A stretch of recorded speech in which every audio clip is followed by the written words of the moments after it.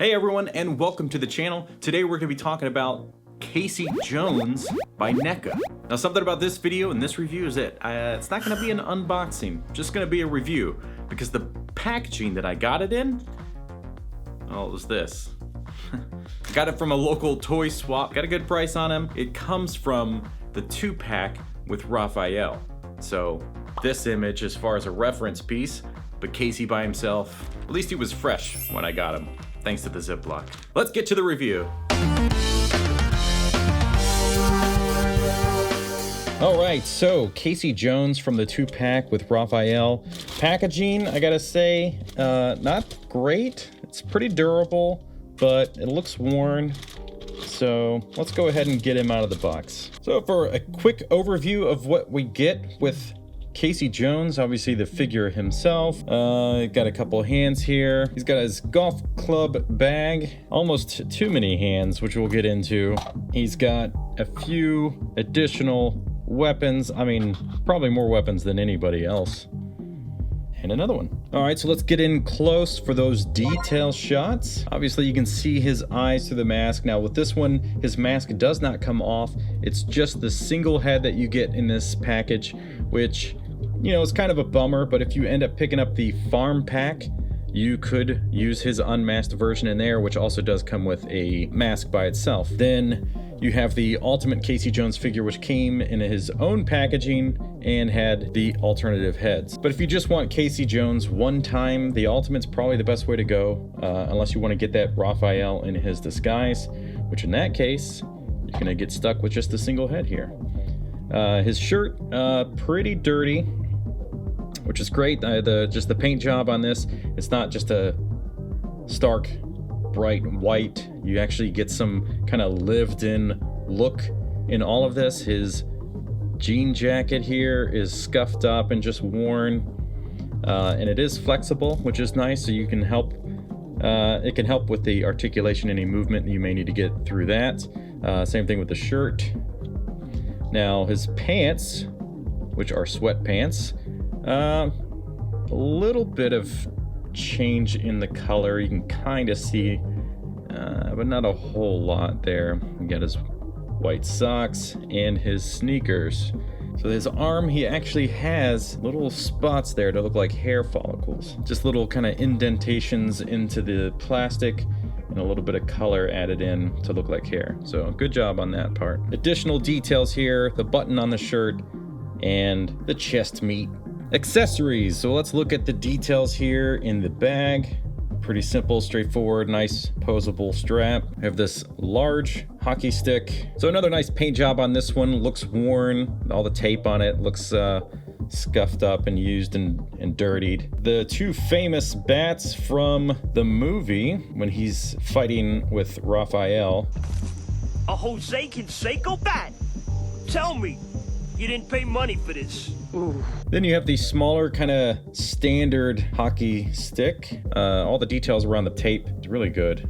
Then you have, what is that, cricket that this goes to. Same thing about this. I mean, just detail on the tape and the paint and everything looks worn. And then the most delicate piece out of all of them, man, and this is like already bent, and that happened when I owned it. The golf club, I mean, it's really detailed. It's just incredibly delicate. I mean, this thing is gonna be something you wanna really put in its place and never really touch again. All right, so let's look at his hands specifically. So what I have on there right now is this kind of open grip. It's probably the largest out of the set. And on his right hand, you can have the old finger guns, which is a very loose grip, of course. Now on the right side, you can alternatively have this tighter grip, which will fit things like the bat, and maybe the golf club could kind of slide in. It would be very loose in there. You have the fist itself just fully closed. Then you have this one, which is the most open of the grips, but it could still hold things like the edge of one of the hockey sticks. And on the other side, you have the larger grip, the fist, and the smaller grip. Again, for things like the bat, and you could get the golf club in there, but you have to pose them just right because that golf club will slide around. It kind of holds tight if you get it right on the edge of it. It's about the best spot for it. Otherwise, it's just gonna, loosely slide through on any part of it. And for articulation, let's start with the head. So you can get a full swivel out of it, but his hair, it's really gonna stop him from having much range in any aspect. So not a lot of up or down. You really just have this left to right.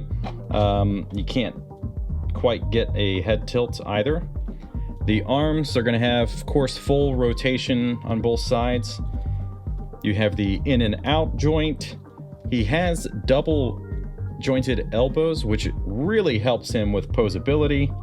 Then the wrist, which has full action and tilt. The waist, you have some movement, and luckily, since the material for the shirt is soft, you can actually get him to have some nice full rotations there. Not much on the hip action.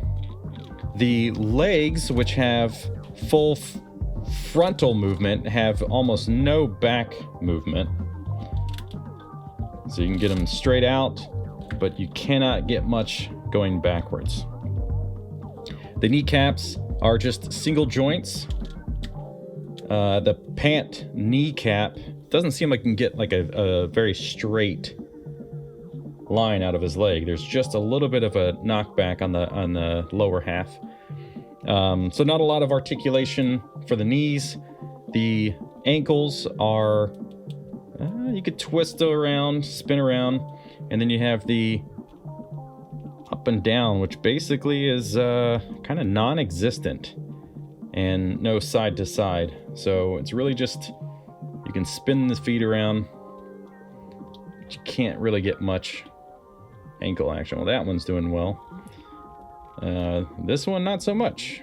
So I think his articulation is going to stop us from getting a few moves for the Poseability. You definitely need to put him on one of these stands because he does not want to stand very well at all on his own.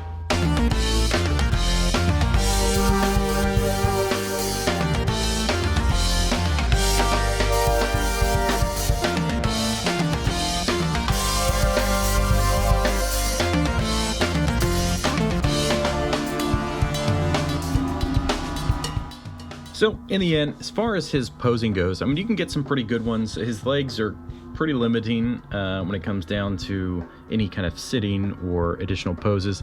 So not the best, but for what you get, honestly, it's not bad. His upper half is pretty great. His hair gets in the way for his head, but his hands, wrists, and elbows really pull a lot of weight for the posing options. All right, so Casey Jones, when it comes to details, I think since we can't see his face in this set, but everything else is handled really well. Everything looks weathered, the clothing, the weapons that he does get. They did an excellent job in that sense, so we'll give him a 5 out of 5 on details. The articulation, arms are great, head's awful, and then the knees and ankles aren't that great. So we'll give him a 3 out of 5 on articulation because his upper half with his weapons, you kind of have an unlimited layout with how you want to pose him there, but his bottom half and his head are really going to stop you from getting much. So that means his articulation is going to stop our Poseability score from really maxing out. I would say based on what you can get with him, the amount of weapons, different kind of positions with his weapons, it's not too bad, but despite his great arm articulation, it's gonna stop his posing. We're gonna end up with another 3 out of 5 on the Poseability. So there we have it, Casey Jones by NECA. There are the scores. That is the overall score. What are your thoughts on this figure? Is this something you've already picked up, or do you plan on finding him, hopefully, out in the wild? If not, local toy swap? Thanks for watching, and we'll see you next time.